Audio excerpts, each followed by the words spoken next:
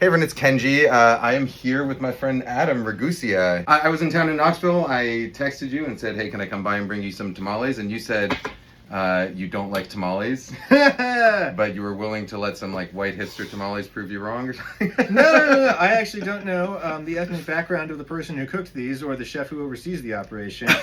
These are from Good Golly Tamale, and they downtown Nashville.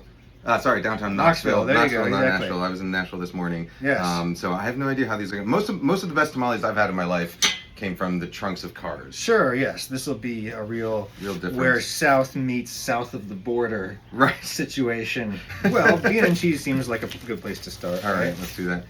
Okay, so do you like unwrap them like candy bars? Or You do you unwrap them, reveal the inside, and then pour some salsa on there. Yeah. Okay. Yeah. So tamales, if you're not familiar, tamales are nixtamalized corn meal. The stuff you would make tortillas out of. Yeah, but with lard added, typically a large amount of lard or some kind of fat, and then you put it inside a corn husk, you put some kind of filling, cover it up, roll it, and then you steam it, and that's what a tamale is. Uh-huh. And it's a real blank canvas. It can be so many things flavor-wise, which is what's neat about it. Yeah. And one must admit that this is gorgeous. I mean, It look does at look that. good, yeah. That's beautiful. And I'm sorry, I cut you off. So your tamale experience in the past. Oh, well, I've always had the following thought process. You know how, like in European cuisine, the staple is wheat. Mm-hmm. And so much of the history of Western culinary culture is dealing with the mind-numbing monotony of eating wheat for every meal, right? Mm-hmm. So it's like we can't just have porridge and bread. We have to come up with other things to make with wheat, like noodles and dumplings, and then we'll get really desperate and we'll start like doing the like Victorian steamed savory puddings that look like brains that are doing canvas spotted cloths. dick, right? Yeah, spotted dick, and you know, so.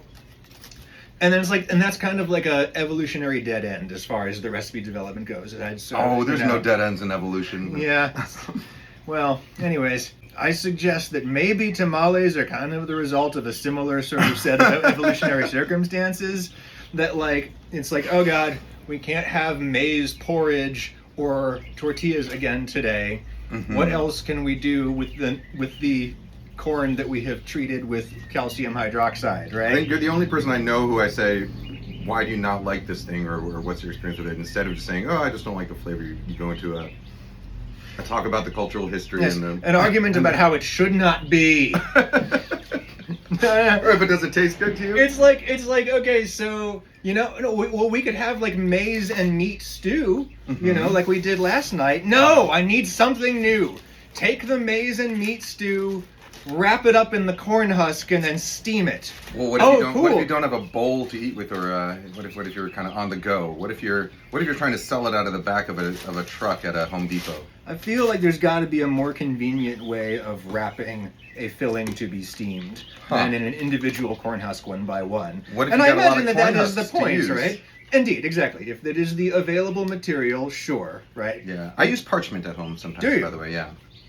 I would do it straight into pig intestines, just through one of those machines that just goes like a like a bullet belt. This is the beef one. That one I thought was pretty good. Oh, that was delicious. Yeah, they are real good. Yeah. This is beef. It smells a little. It's got like a kind of smokiness to it.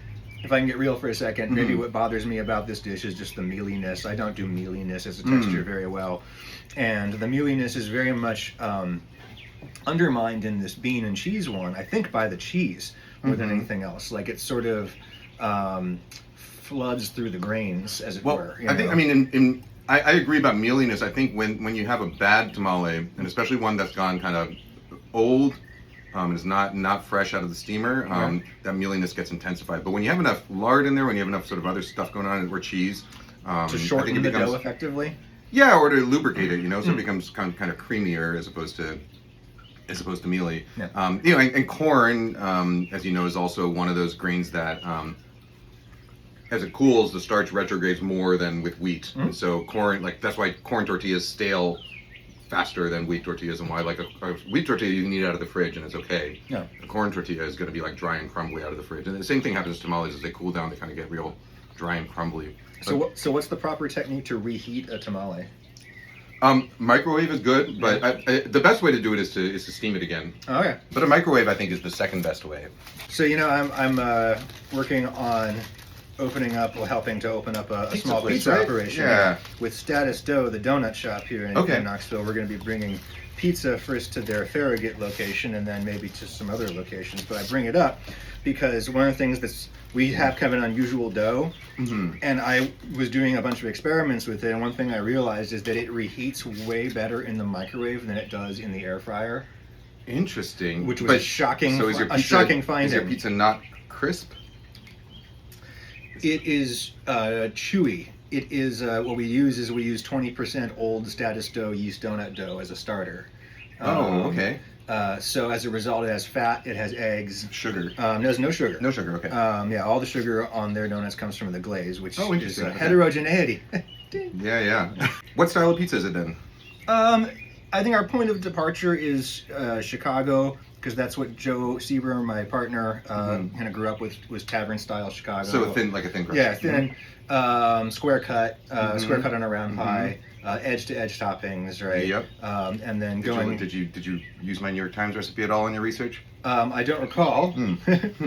The dough is literally just 20% old donut dough, and then water and flour, and that's it. Just needs to be the right age.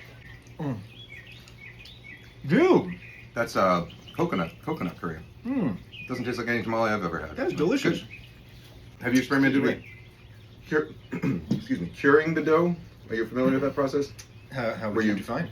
So some of the Chicago pizza shops, what they do is they you roll out the dough, and then you take that rolled out dough and you leave it in the walk-in for like a day or two. Oh, nice. And it becomes sort of like pliable, like a sheet of leather. But that effectively reduces the hydration, so that when you bake it, it gets even crisper. It becomes sort of more real crackery and light.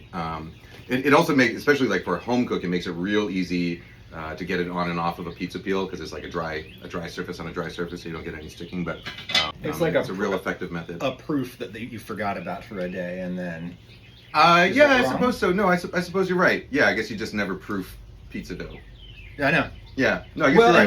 Unless you're doing like a pan pizza. Unless you were trying to go for a puffier pan pizza. Yeah. By the way, Adam is not this much taller than me when sitting. No. We are on two different heights. No, Kenji was very kind, and he took the shorter chair. This is the chicken tinga. Isn't there like a pickled situation? There is a curtido. Oh. And there are greens. How beautiful. Sorry, okay. All right, well, here, we'll just eat our sides. Collard greens. Is this a fermented product? Or is that Curtido is typically very lightly fermented. So, maybe a day. So. Yeah. It's like... I don't know how they do theirs.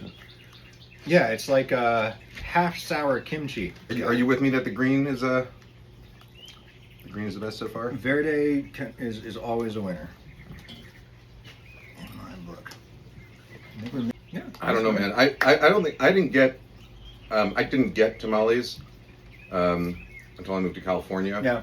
Like I definitely did not have a good tamale growing up on the East Coast, and I don't think I understood them. And then I moved to California and started buying them in parking lots of Home Depots, and I was like, oh, these are real good. But at the same time, it's like, do you really need more carbs in your life? Like, do I really eat more corn in my diet? No, but do you really need to be baking the pumpkin muffins you're baking right now? Do you really need to keep fish? Do you need to do any of these things? Do you need it for your basic subsistence? No, I don't. I'm just saying that for my purposes, for my user experience, right? It's like, I could put in the work to acquire the taste for these, but I have no compelling reason to do that, because like it's just like it's like the carb to protein ratio is enormous, right? Like it's just like I have enough things like this that I eat too often, I feel like there's always a reason to learn how to enjoy more things, because it just means you're likely to be in more situations in the future where you're going to have a good time instead of a bad time. But some people just enjoy having a bad time, right? I used to think like you, and then I got old and bitter. Are you older than me? I'm older than anyone who's ever lived. Are you?